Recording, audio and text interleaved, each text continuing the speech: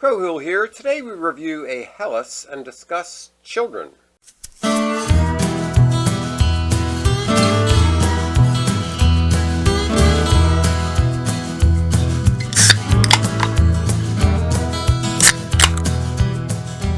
Hello and welcome to Beer and Conversation with Pigweed and Crowhill. Good evening, Pigweed. Good evening, Crowhill. What's on your mind today? Mary Poppins. Mary Poppins. Okay, the old one or the new one? The old one. The old one. Yes. Okay, yeah. Wasn't she a governess? Yes. And so there was a time when, in the Victorian age, I suppose, that you didn't really raise your own kids if you had the means. Yes, that's right. You would hire somebody else to do it for you. So that's right. you saw them at dinner. Yes. And I guess family outings and, holidays and that kind of thing. Pat them on the head and send them off to bed. That's right. Right. But the instruction in schooling, in manners, etc., was really farmed out. You outsourced it. It's outsourced to the Mary Poppinses of the world. Yes. Now, so that was a time when children should be seen and not heard. Yes. Okay. Now, I don't agree with that. I think we should listen to our kids. Yeah, I think we should spend time with our kids and actually raise our own kids. Yes, I do too. But then there also reaches a point where the kids are making all of the decisions and you start tagging along. And the children are running the family and running the house. Yes. So I just want to say, how did we get here? How did we get here? Wow. Yeah, so I think some of it... Well, not yet. I don't want to see how we get there. Not until I... Oh, okay. First we want to see how we get into this. Yes. So this is Geralt's Gold from Athletic Brewing Company. Yeah. And there's some sort of cross-promotional thing going on here with The Witcher from Netflix. Right. It's even got a Netflix. I mean, what a gig that is. Can you imagine being these guys don't even have their own cans. These are just labeled cans. So these guys aren't big time. And then Netflix comes along and says, hey, what do you think about several hundreds of millions of dollars to put this on your can? What have you ever seen The Witcher? Do you know anything about it? No, I don't know what any of these symbols are or anything. It's kind of interesting looking, but it's in the style of a Hellas lager. All right, let's get back to the. But it's a non-alcoholic brew, as we've been doing for the last couple times to see if we can find a non-alcoholic brew or two that is actually worth drinking.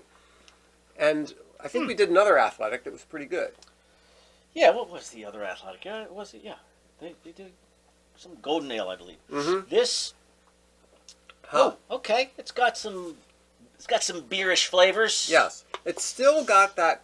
Some no alcohol beers have a distinctive, hey, wait a minute, you took the alcohol out flavor to them.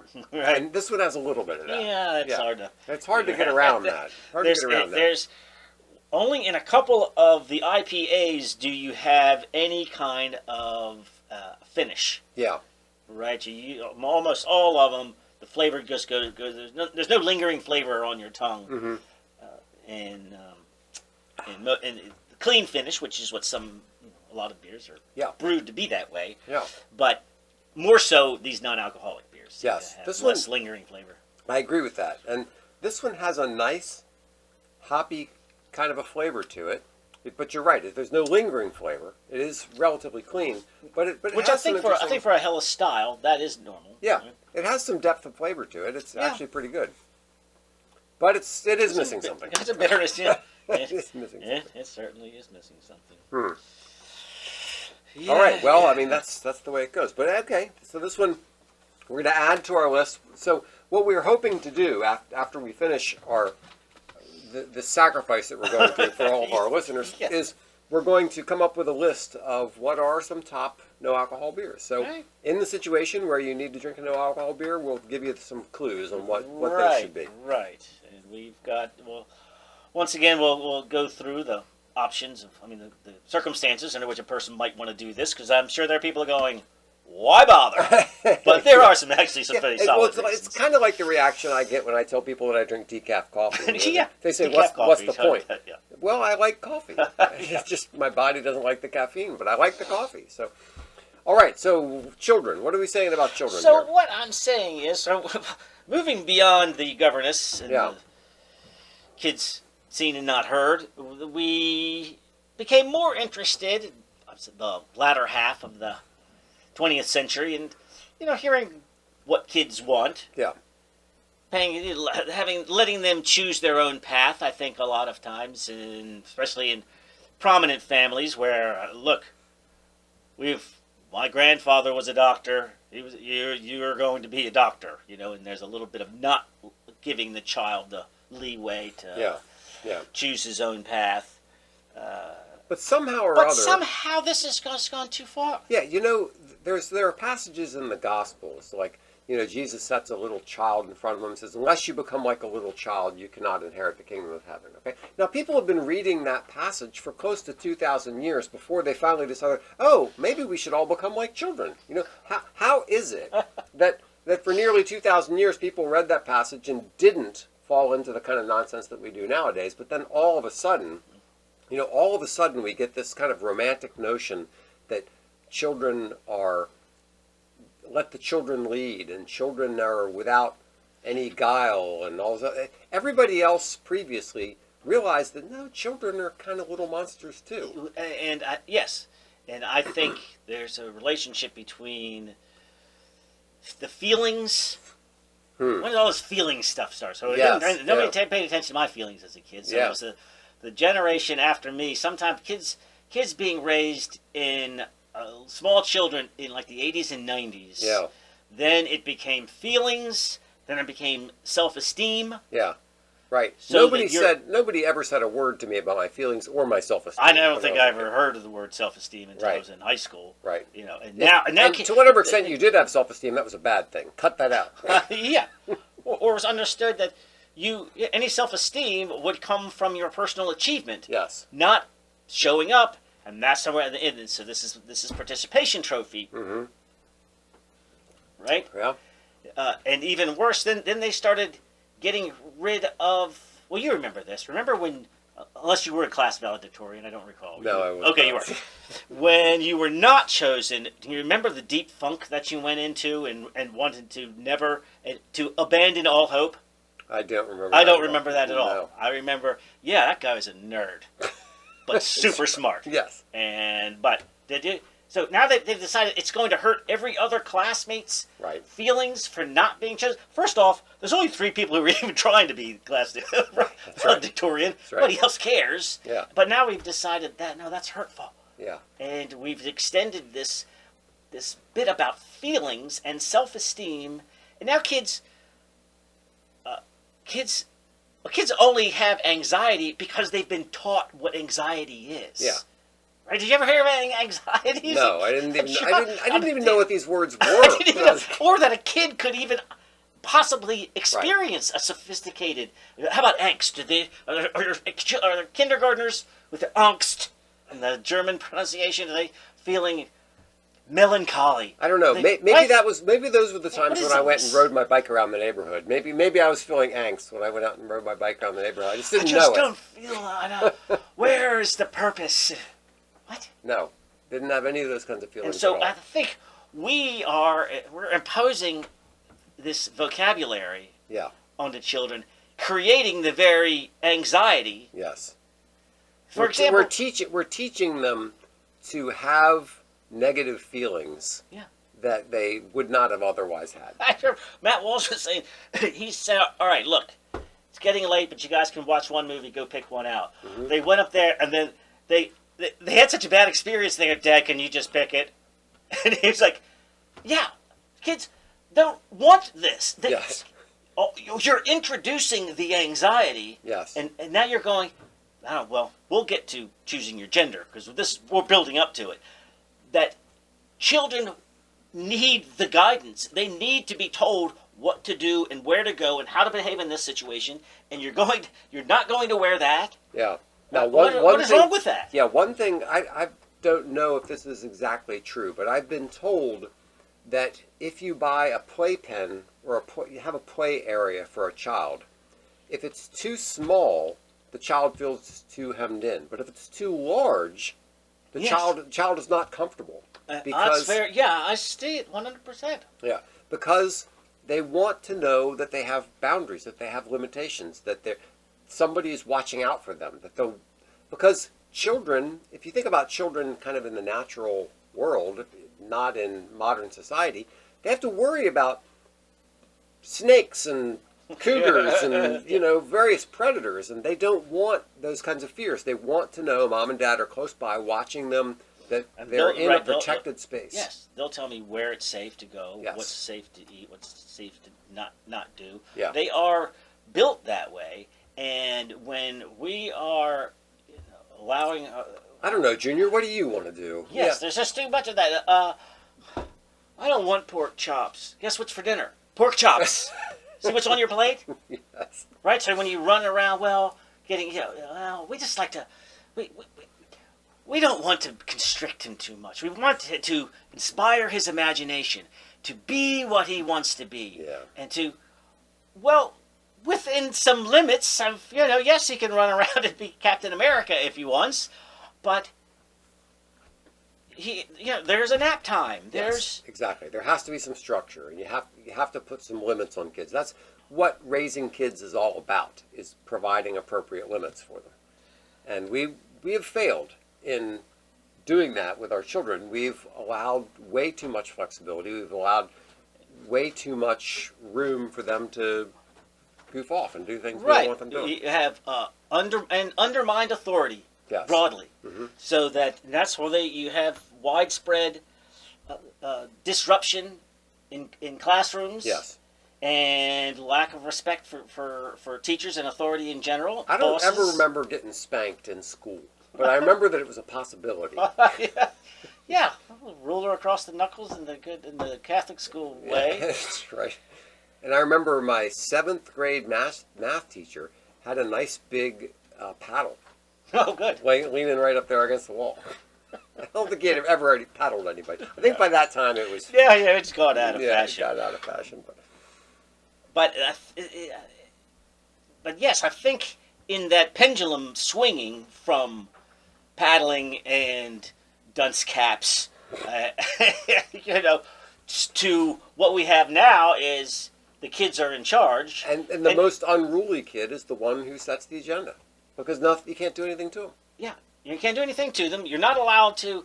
Now, in the name of inclusion and equity, you can't suspend anybody. Right. Because you need to keep, I don't know, what do they call that? The discipline to prison pipeline or something like that. So if you expel kids... So now the worst, most disruptive kids are kept in class. Yeah. Well, denying proper educational opportunities for the kids that do want to learn. There was some transition where before this date, if the parent called home and said your kid is being disruptive, then the parents punished the kid, right? Yeah. The teacher would call home and say, your kid is being disruptive in class, and then you were going to get it from your parents, okay? Somewhere along the line it changed. Yes. Where the parent called home and said, your kid is being disruptive in class, and the parent said, well, that's your fault. To the teacher. Or charge in like a defendant lawyer. Yeah. Right. So what is the message? The parents were no longer on the side of the teacher, on the side of order, on the side of discipline. They were just unquestionably on the side of their children, and saying that they could do no wrong. So high levels of childhood anxiety and drug use, and what I hear, ER admissions for youth mental disorders. Mm-hmm. So a kid's having some sort of a mental whatever, just anxiety or something. They're being taken to ERs, and the ER people are going, we don't deal with that. But what does that even? Why is that even happening? Yes. I mean, well, maybe because they're on Ritalin or something. An increase in childhood suicide and thoughts of suicide. Right. So, isn't it possible that we're doing something wrong with all of these? Yeah, I think it's unquestionable that we're doing something wrong. Trying to identify. So let's look at it, and maybe it has to do with some of these things that we've been discussing. Right. Allowing children to take the lead and be in charge of things. Okay, well now let's just do it. Now you've told kids who, when they're little, so little that they believe that they can become a superhero or a dinosaur, Mm-hmm. when you tell them they can become the other sex, they don't have enough. They don't have anything to, any grown up or mature frame of reference to understand what that means. But you, as the dumb parent, who's personally somehow getting something out of this. Yeah. Now you're introducing sexual confusion. Well, what do you think you're going to get? Yes, this whole idea of listening to kids. You know, a kid who's 2 years old, a little girl who's 2 years old says, "I'm really a boy." How can you even give any credence to that whatsoever? What does that even mean? And the parents even start off with setting up the option. Yeah. You know, you think you're a little girl, but you might be a little boy. You might be a little boy. And boys can become girls, and girls can become boys. Yeah, what are you doing here? Think of the weight you're putting on that poor kid. Exactly. You're putting this huge psychological weight on that. Oh my gosh, I don't even know if I'm a boy or a girl. Maybe I am a whatever. All right, can I share with you Diane Ehrensaft, a self-identified feminist who supports gender revolution. Oh, by the way, she's the director of mental health and chief psychologist at the UCSF. Oh, I guess that's San Francisco. That's a hospital gender development center. And also, okay, so self-identified feminist and supports gender revolution. That could just be any kook on TikTok. Right. Oh, no. Now she's the director of this mental health. Oh, but I'm not done yet. Yes. Also a professor at UCSF School of Medicine. So unquestionably a certified lunatic with all these credentials. Yes. Supports cross-sex hormones, chemical sex changes. Well, it gets even better. Now she's promoting gender hybrids. What does that Have you mean? heard about the minotaurs and the Priuses? No. Yes. Oh, come on. A gender Prius is half girl, half boy. The gender minotaur is on top one and on bottom the other. Oh my! What does that mean? Gender by season: school year girl, summer boy. Gender. This is all part of the gender revolution. Well, hold on. But here, this is the quote I needed to get to. I totally agree that we're in the midst. Totally agree with myself that we're in the midst of a gender revolution, and the children are leading it. And it's a wonderful thing to see, and it's also humbling to know children know more than we do about the topic of being gender expansive. Yeah. Okay? So where do you start? It makes sense. It makes sense that we would get to this point because it's the only place it could go. Yeah, when you say that somebody can just decide that they're the other. First of all, I mean, this all started with the whole thing about gender to begin with. Where did this stupid word come from? Ago. Yeah, with this. No, there are sexes. There's male and female. When they started talking about gender, is when it started getting confused because the word gender dissociated the concept from the biological reality, and then they started talking about all this other. And like so many things where you go, well, all right, well, I guess that seems kind of harmless. They certainly don't mean what we have here, but in fact, they probably did. But we got to start with the camel's nose. Yeah, it was the camel's nose, and when it gets to the point where you are whatever gender you decide that you are, well, okay, who says you're not one in the morning and one in the evening, and one when you're looking to the left and one when you're looking to the right, or one in the summer and one during the school year? I mean, yeah. Who's to say that that's not a legitimate expression of this kind of weirdness that we're talking about? She predicted that the language will evolve beyond that, and cited her conversation with a 7-year-old as proof that there can be gender minotaurs and hybrids. Because 7-year-olds know everything. Well, there you go. Yeah. So, so what's good today will be politically correct tomorrow, so we'll just keep changing as we go.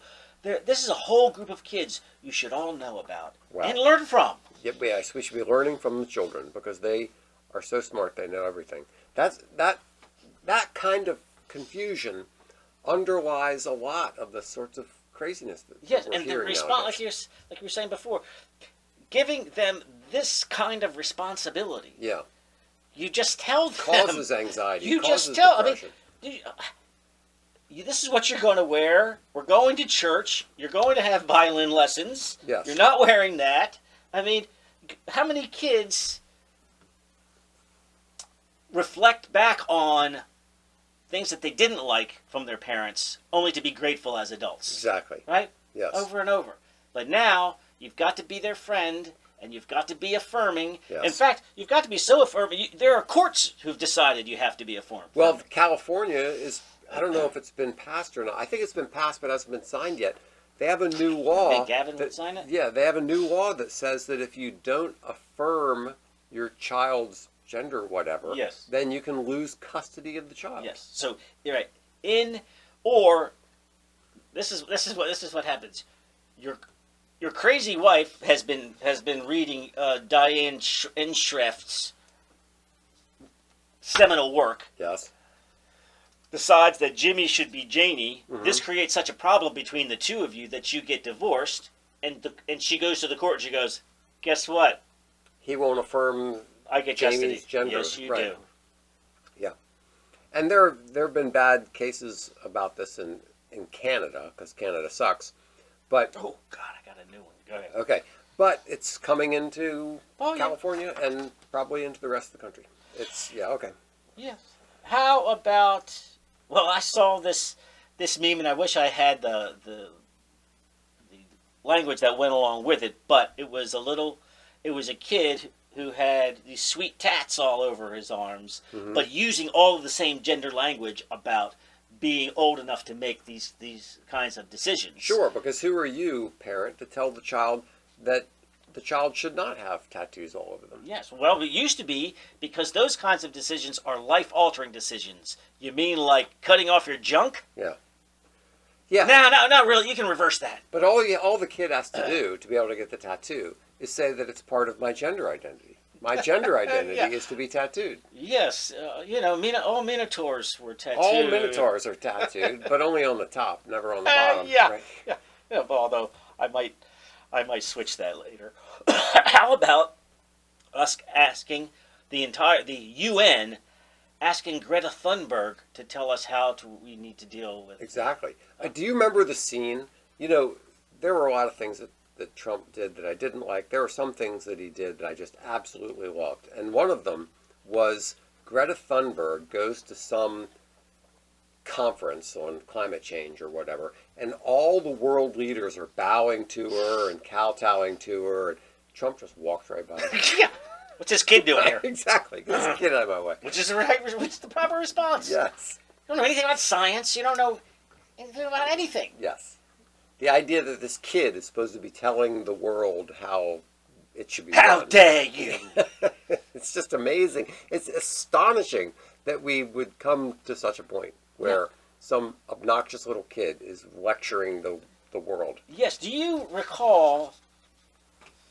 I don't know. Are we still in the midst of the anti-straw movement? Well, apparently we're coming out of it. I think we're starting to come out of it because people are realizing that not only was most of the nonsense that we were told about straws wrong, but that the paper straws are worse for us than paper the plastic. straws are worse. But the number that every local news outlet quoted that changed the nature that was followed by hundreds of city councils passing legislation was from a 9-year-old just making the number up. And the most. Did you know that we throw away 500 million straws a day? Wow. How many people are in the United States? Everybody throws away 2 straws a day. Everybody. Everybody. Yes. And this is the sort of thing where if you just had a basic BS detector, wouldn't you just stop for a second and do a basic calculation? I think there's something like 330 million people in the country. Does every single one of them use a straw and a half or 2 straws every single day? Yeah. Every one. Right. Get rid of the infants and we might be down to. Might be closer to 250 million people who even have the opportunity to use a straw. So I might use 1 straw a month, maybe. Maybe. I mean, all the. Yeah. How often do I eat fast food? Right. Not once a month. And then, as I recall, my straw goes in the same can as all the rest of the trash. Yes. Does somebody come along, pull out the straws and throw them in the ocean and stick them in turtles' noses? So you find one. You get a 9-year-old kid say some bloated statistic. You get And one nobody had picture- the sense to check it. One picture of A turtle with a straw. Yeah. And all of a sudden you have an international crisis. Right, and now nobody in the middle of the country can have a straw with dinner. Now kids are spilling drinks all over themselves at dinner time because they can't get a top in a straw. Or they're using paper straws and slurping all kinds of toxic chemicals into their bodies because right, and then they collapse halfway through the drink, and you have to get. Remember those ones we had with milk? You couldn't even get through. What was the size of a milk carton in grade school? Yeah, they're 8 ounces. Okay, yeah, they were pretty small. Yeah, those paper straws wouldn't even last. No, I'm not even sure they were 8 ounces. They were very small milk cartons. Yeah, they were. I don't know why everything's supersized. Yeah. Well, that's why we weren't fat. And this kid, I'm pretty sure it's the same kid, gave a TED talk. Wow. So, but why didn't any journalist on the planet stop to question the 500 million drinking straw thing? And what is the problem with? I mean, there's too many straws in the landfill. There's too much everything in the landfill. Why can't you just? Why do you have to wrap all of these burgers that are going to be eaten in the restaurant in the paper if they're just going to eat it right here? Think of how many sheets. Yeah. Right? I mean, you could just start running up the map. Yeah. Hundreds of miles. You could wrap the entire planet 4 times with the number of. Right? I mean, did we get excited about that? No. But when a 9-year-old says it. Yeah. Now we're all excited. Because it's a 9-year-old saying it. And then we're all supposed to praise the 9-year-old for being such a leader. We have so much to learn from children. Yes. It's that we got so much to learn from children mentality. Yep. Did you see the Adam Sandler classic, Big Daddy? I did, as a matter of fact. Yes. And so, right, so he is, I don't know, a 20-something. He's got money. He's got a place. Yeah. He is the classic postponed adolescence, right? Yeah. So he's a young adult, but still behaves like he's a teenager. Yeah. And then what? Finds out he has a kid. Right. Yeah. And then what does he do? He lets the kid choose his name. He lets the kid choose what he wants to wear. Let the kid do whatever he wants. Go to school if he doesn't want to. And so what's the message of the movie at the end? Is that's not how you be a father. That's right. Yeah. That being a parent is a matter of setting rules and being the parent instead of just letting the kid do whatever they want to do. How about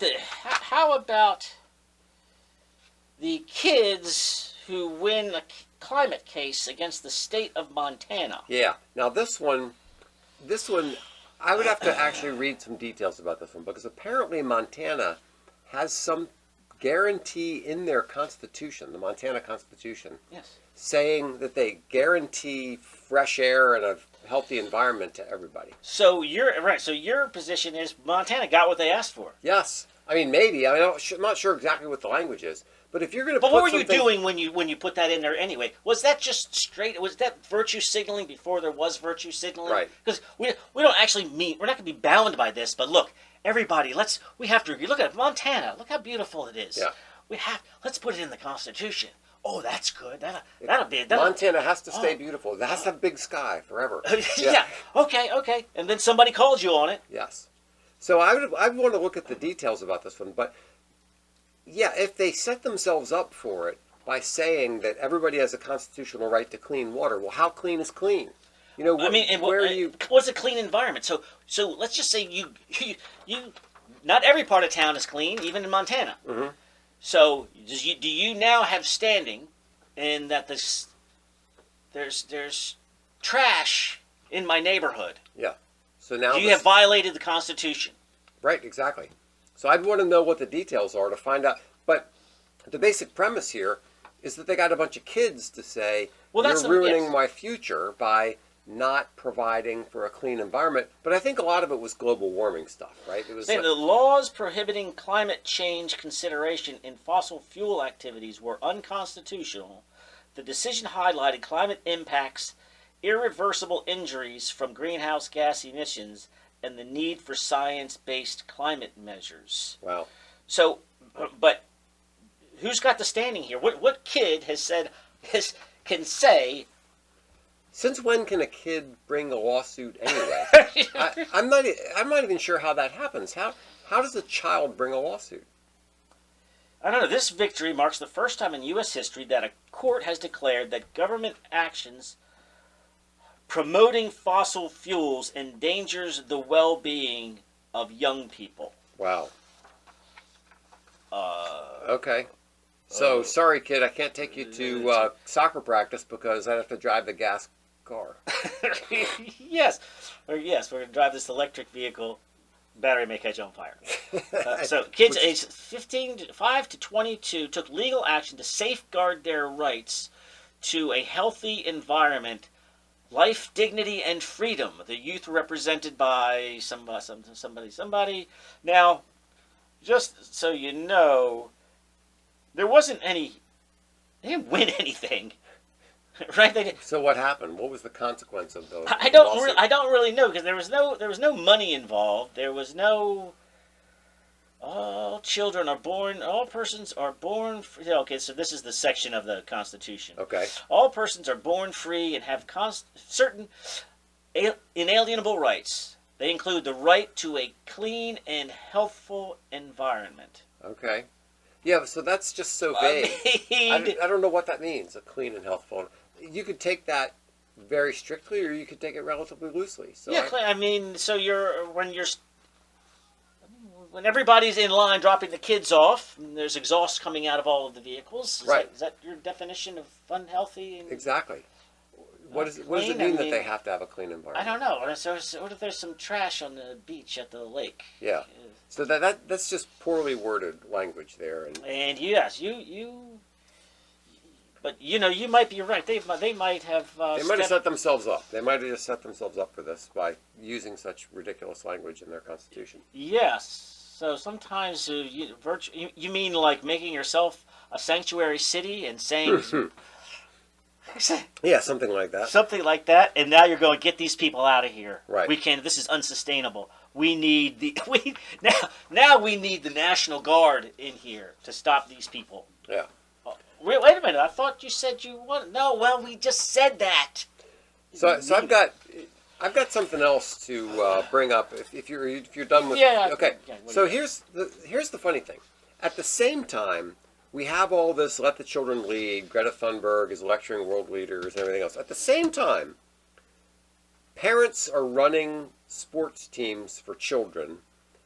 Parents control sports. Kids can't walk across the street. Like you have the helicopter parent problem, Yeah. where parents are running too much of their children's lives. So at exactly the same time, we have two opposite problems. Over-involvement and under-parenting. Yes, at the same time. How does that happen?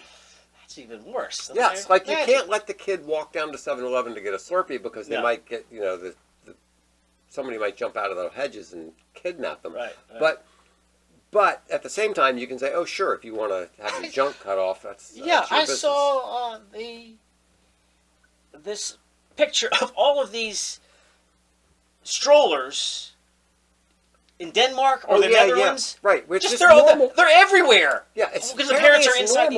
Apparently, it's normal there to leave your kid outside in the stroller while you go inside and have lunch. They think that the fresh air. Yeah. And they're probably right. Yeah. It's better for the kids. It's good. They sleep better. They're doing fine, and it's part of the culture. So nobody thinks about doing anything with these kids. Can you imagine the Karens calling? Oh my gosh! These abandoned children. Yeah. Hard to they're believe. right there. They're actually sitting on the other side of the glass having lunch. Yeah. And there's the parents aren't all nervous about it. And the parents aren't all nervous and freaking out about it because they know that's just the way it goes. Yeah. All right. Well, so no, we should not let the children lead. And I think. You want to do MOW? Or sure. Yeah. Do we have a man of the week for this one? Yes, I do. Well, let's see. I have. No. This is certainly not a man of the wink, wink, week. Mm-hmm. I definitely do not approve of this. Okay. So, in London, in the ultra-low emission zone, they have cameras. And if you'll take a look at the cameras on a map, seem to have a lot of them, yes. They're overlapping each other. Mm-hmm. These cameras take pictures of vehicles and their license plates, and if they are not approved by the mayor, they get a £1,250 fine every single day. If they're not, how is, if the vehicle is not approved by the mayor? Yes. Meaning if it's a diesel, if it's Oh, older than a certain, if it's I see. old. Okay. So, if you can afford an electric vehicle, you don't get fined. Yes. If you don't care about the fine, you don't care about the fine. Mm-hmm. So who is getting hurt here? The poor. The guy who's tried to go to work every day, Yes. who can't afford either of those two things. Yes.